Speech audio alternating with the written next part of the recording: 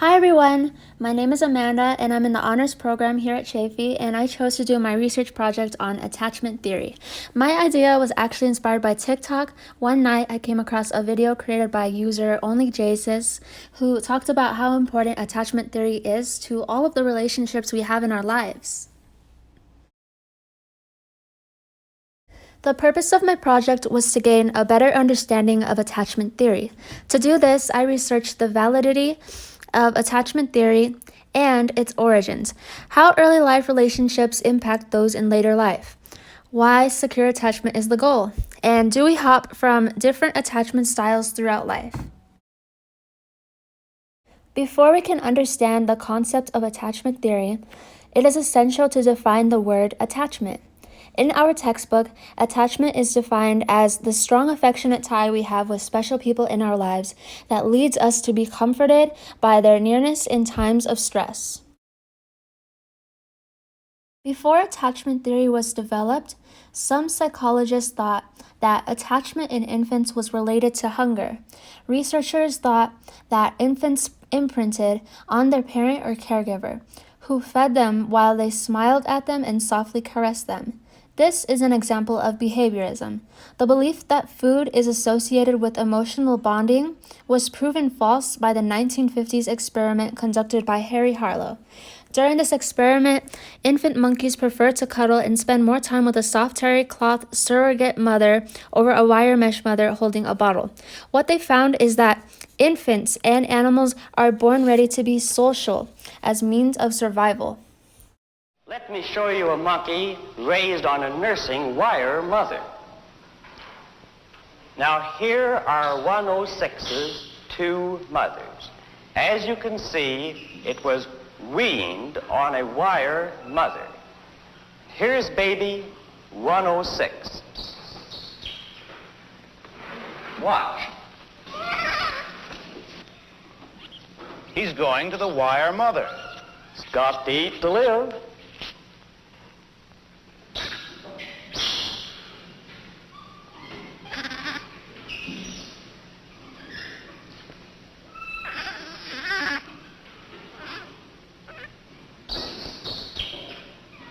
Oh, he's going back. He's back on the cloth mother, and he'll stay on the cloth mother. Actually, this baby spends from 17 to 18 hours a day on the cloth mother and less than 1 hour a day on the wire mother. We had predicted that the variable of contact comfort would be a variable of measurable importance, but we were unprepared to find that it completely overwhelmed and overshadowed all other variables, including those of nursing. Frankly, Doctor, if it comes to a choice between wire and cloth, it's reasonable to expect that any child will go to the cloth. It's a matter of creature comfort, like a baby with its blanket. But is this really love? Well, what do you mean by saying that a baby loves its mother? Certainly one thing we mean is that it gets a great feeling of security in the presence of the mother. Now, Mr. Collingwood, wouldn't you say that if you frightened a baby, that it went running to its mother, was comforted, and then all the fear disappeared? Before Bowlby, Sigmund Freud was one of the first to suggest the idea that the infant-caregiver relationship is the foundation for all later relationships. At the end of World War II, there was a huge increase in divorce rates, homelessness, juvenile delinquency, gang-related activity, and a decline in parental guidance. Due to concerns in the emotional problems of society, the United Nations assigned John Bowlby with the task of finding a solution. He found that delinquency in children was a result of a lack of maternal care. He said that depriving children of maternal love was like depriving them of vitamins. One study found that the mother is not the only attachment figure. In settings where the father is the caregiver, infants developed a stronger emotional bond with them. These infants made up 24% of the study. The data was found by measuring levels of the chemical oxytocin, which is involved in bonding. Bowlby also discovered that, like the young of other animal species, infants are born with a set of innate signals, These alarm the mother in the case of danger and display survival needs of hunger. He later found that the ethological theory of attachment in 1969, which is still regarded by many researchers as reliable. There are 4 stages of attachment. The first stage is pre-attachment, which lasts from birth to 6 weeks. In pre-attachment, babies initiate contact with their caregiver by crying. Attachment in the making lasts 6 weeks to 8 months. During this phase, infants develop trust in their caregiver and feel happier when they are around. The clear-cut phase lasts anywhere from 6 months to 2 years. During this phase, infants begin to display separation anxiety when their caregiver is not around. They also see them as a secure base. The last stage lasts 18 months and beyond. During the formation of a reciprocal relationship, infants are able to understand why their caregiver leaves and what will make them return. When we grow up, we transfer our desire for companionship, safety, and security onto someone other than our caregiver. This is usually a romantic partner, but it could also be family or friends. These relationships bring joy and passion into our lives, as well as companionship and emotional support. Secure children typically seek continuity and look for a partner who will provide them with the same security and sensitivity they received from their parents. This is due to the internal working model, which includes unconscious elements. I will discuss 3 attachment styles in adults, including secure, insecure resistant, and insecure avoidant.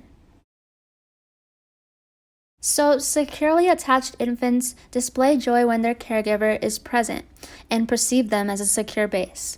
During childhood, they develop a sense of being valued by their caregiver, self-confidence, and openness to the world. As adults, they seek continuity in finding a romantic partner. Their relationships have the typical ups and downs of any other relationship, but they tend to be more rewarding, satisfying, trusting, and long-lasting. Insecure resistant infants often cling to their caregiver and avoid to explore their environments. When their caregiver leaves and returns to a room, they display anger, resistance, and resentment. As adults, they often obsess and fantasize over their partners. Relationships are characterized by extreme jealousy and extreme sexual attraction. These individuals also have high amounts of anxiety that their partners will leave them and require a lot of reassurance. Fun fact, this attachment style is actually popularized in most Hollywood blockbusters, such as The Notebook and Netflix series You. I'm Noel Calhoun. So it's really nice to meet Allie, you. who is this guy? I don't know. No Calhoun. I would really like to take you out. Friend, do you mind? You can't sit more than 2 people in a chair, Noah! Okay, Tommy, all right. Get down, Noah! You're gonna kill yourself! No, cut it out. Well, will you go out with me? What? No! No? No! No. Hey, pal, she just told you. Why not? I don't know, because I don't want to. Ella! All right, well, you leave me no other choice then. Oh, my God. I'm not kidding! No! Stop fooling around! What are you doing? Oh, wait, grab the ball. I'm gonna ask you one more time. Will you? Or will you not go out with me? God damn, my hand's slipping. You grabbed the bar, you idiot! Not until she agrees. Oh, go out with him, honey. Okay, fine. I'll go out with you. No, don't do me any favors. No, I want to. You want it. Yes! You want it. Say it. I want to go out with you. Say it again. I want to go out with you. All right, we'll go out.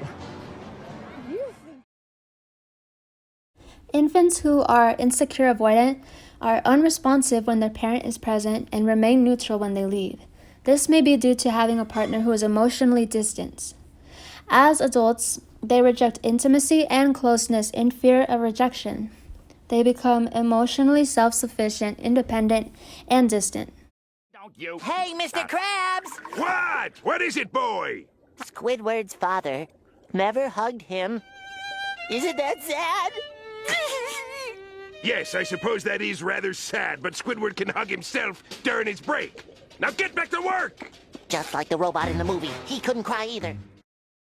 In relationships where both partners have a secure attachment style, they report higher self-esteem, self-worth, and less depression. They also see relationships as supportive, nurturing, and fun. They are better able to resolve conflict and give each other space to lead healthy lives. In mixed relationships, one study found surprising evidence. It found that marriages between an anxious, ambivalent woman and an avoidant man were one of the longest-lasting relationships, even though avoidant men rated their relationships as the least satisfying and most conflicted. Married couples of an avoidant wife and insecure husband were the most disruptive due to social and emotional inadequacies to maintain a relationship. There are two types of insecurity in these relationships. Insecure resistant people worry about possible rejection and breakup. This generates patterns of distress, dysfunctional behaviors during arguments, and other relationship-threatening consequences. They display hypervigilant behaviors in which they monitor signs of rejection. This often leads to dissatisfaction and the end of the relationship. Insecure, avoidant people cannot trust or depend on others. They suppress their needs for closeness and become independent and self-reliant. They are also less likely to seek or give support as they handle conflict alone. In order to resolve this relationship conflict, one of the articles I found said that buffering and emotionally regulating behaviors may help.